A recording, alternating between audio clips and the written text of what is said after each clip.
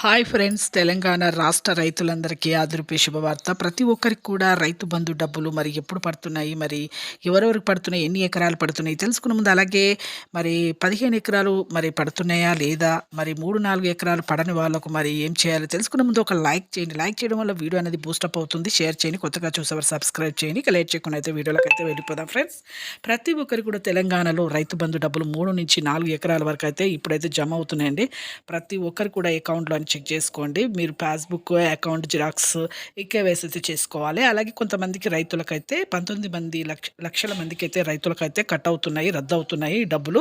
ఎందుకంటే వాళ్ళు చెరువులు గానీ, అలాగే పాడుబడ్డ భూములు గానీ, రియల్ ఎస్టేట్ వ్యాపారం చేసేవారు గానీ, విదేశాలకు వెళ్ళేవారు గానీ, భూమిని సాగు చేయకుండా ఇలాంటివి చేసే వాళ్ళకు, మిస్టేక్స్ చేసే వాళ్ళకు మాత్రము ఈ రైతు బంధు డబ్బులు కట్ అవుతున్నాయి, రద్దవుతున్నాయండి. వెంటనే మీరైతే సాగు చేయండి. అలాగే 15 ఎకరాల వరకు మేమైతే చేస్తాము. అలాగే రాబోయే రోజుల్లో ఇంకెక్కువగానే చేస్తామనేసి చెప్పడం జరిగింది.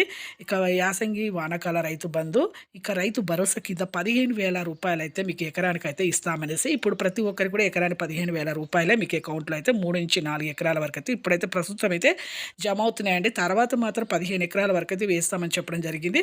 చూసారు కదండీ! ఇక లైక్ చేయండి, షేర్ చేయండి, సబ్స్క్రైబ్ చేయండి. థాంక్స్.